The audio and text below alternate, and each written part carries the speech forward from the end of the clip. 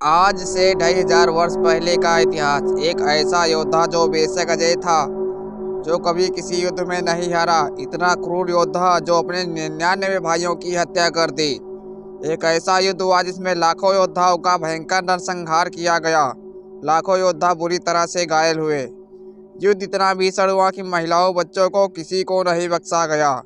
आखिर किस लिए अपने भाइयों की हत्या की? किस लिए इतना भीषण युद्ध हुआ? वह कैसे इतना क्रूर योद्धा बना? बड़ी रोचक कहानी है। चलिए आज के वीडियो में कहानी को विस्तार से समझते हैं।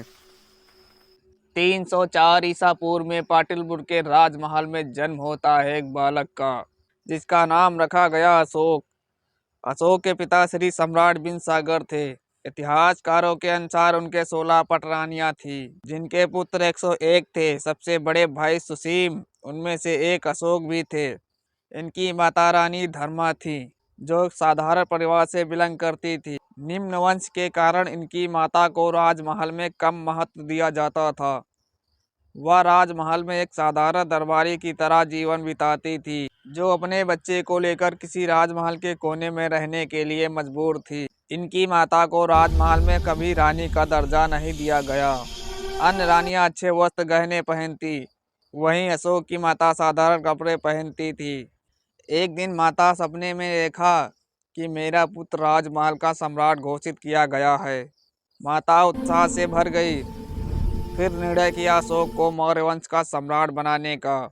अशोक को बचपन में सिखाया करती थी कि न्याय के लिए कभी झुकना मत। एक दिन ऐसा आएगा कि तुम मौर्य वंश का सम्राट बनोगे। अशोक बचपन में अपने माता पर हो रहे अत्याचार को अपनी आंखों से देख रहे थे। यही कारण है अशोक के क्रूर स्वभाव होने का। यहीं से अशोक चंड स्वभाव के होते चले गए। फिर निश्चय किया मौर्य वंश का सम्राट बनने का। बचपन से ही युद्ध कला सीखने लगे। तलवार की अच्छी पकड़, घोड़े की पीठ पर उनका अच्छा संतुलन बनने लगा। उनका साहस, अच्छी सोच सभी राजकुमारों से अलग थी। अशोक की बढ़ती लोकप्रियता के कारण उनके भाइयों को चिंता सताने लगी कि कहीं मौर्य वंश का सम्राट अशोक को ही न चुन लिया जाए। फिर भाइयों ने षड्यंत्र बनाकर सम्राट बिन सागर से कहकर अशोक को उज्जैन का राज्यपाल बनाकर राजमहल से दूर भेज दिया गया, ताकि वह सत्ता के खेल से दूर रहे। अशोक उज्जैन में भी बुद्धिमत्ता तथा अच्छी सोच से महारत हासिल की। उज्जैन में उनकी मुलाकात देवी से हुई, जो आगे चलकर उनकी पत्नी बनी। अब मौर्य वंश का युवराज घोषित करने की बारी आती है। राजमहल के परंपराओं के अनुसार जो पुरुष सबसे बड़ा होता है, उसी को राजमहल का युवराज घोषित किया जाता है। सम्राट बिन सागर के सबसे बड़े पुत्र सुसीम थे। कुशल होने के बावजूद तक्षशिला का युवराज सुसीम को बनाया गया। सुसीम के अक्सर भेदभाव के कारण साम्राज्य में विद्रोह पनप उठा। साम्राज्य के लोगों को हर किसी को पता था कि इस विद्रोह को अशोक के अलावा और कोई नहीं शांत करवा सकता है। यह बात जानकर अशोक को साम्राज्य का विद्रोह शांत करवाने के लिए बुलाया गया। साम्राज्य के लोगों को पता चला कि अशोक स्वयं विद्रोह शांत करवाने के लिए आ रहे हैं। विद्रोह बिना किसी समस्या के समाप्त कर दिया। साम्राज्य में अशोक की और ज़्यादा प्रशंसा होने लगी। अशोक पहले से और ज़्यादा प्रसिद्ध हो गए। अशोक की इस प्रसिद्धि के कारण सुसीम को डर सताने लगा कि कहीं राजगद्दी उसकी खतरे में न पड़ जाए। इसीलिए सम्राट बिन सागर से कहकर अशोक को निर्वास दे दिया गया। निर्वास का पालन करते हुए अशोक कलिंग चले गए। वैसे तो अशोक काफ़ी क्रूर स्वभाव के थे। बौद्ध गुरुओं के साथ रहकर क्रोध पर नियंत्रण पाना सीख लिया था। सुसीम के जुल्मों से तंग आकर साम्राज्य की प्रजा अशोक को बार बार उकसाया करती थी कि राजमहल में इतना अत्याचार हो रहा है। जब अशोक शांति से आश्रम में अपने दिन बिता रहे थे, तब उन्हें सूचना मिली कि उनके चचेरे भाइयों ने उनकी माता की हत्या कर दी। सूचना मिलते ही अशोक के सीने में ज्वाला उठने लगी। फिर अशोक ने आकर अपने 99 भाइयों का भयंकर अंत किया। आखिरकार 273 ईसा पूर्व में बन गया मौर्य वंश का इकलौता सम्राट।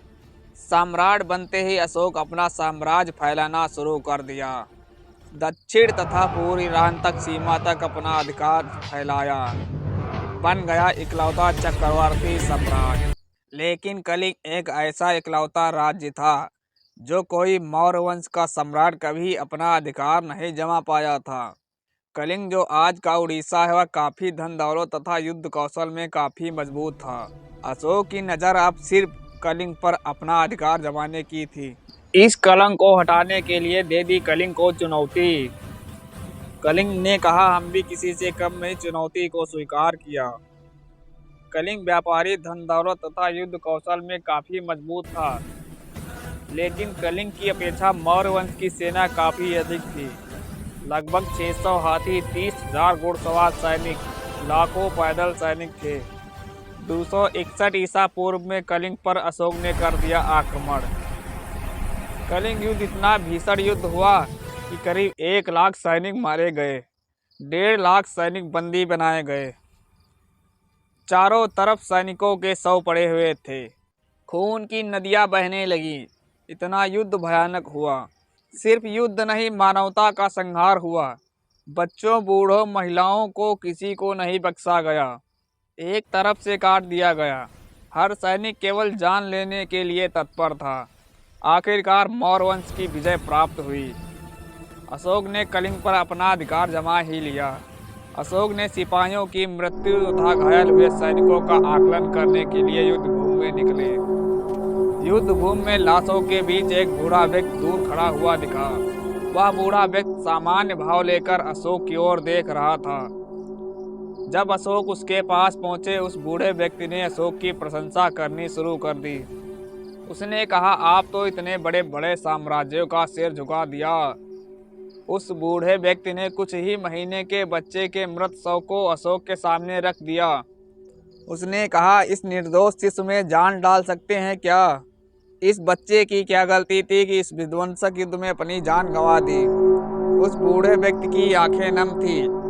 उसकी आंखें अशोक से सवाल कर रही थी।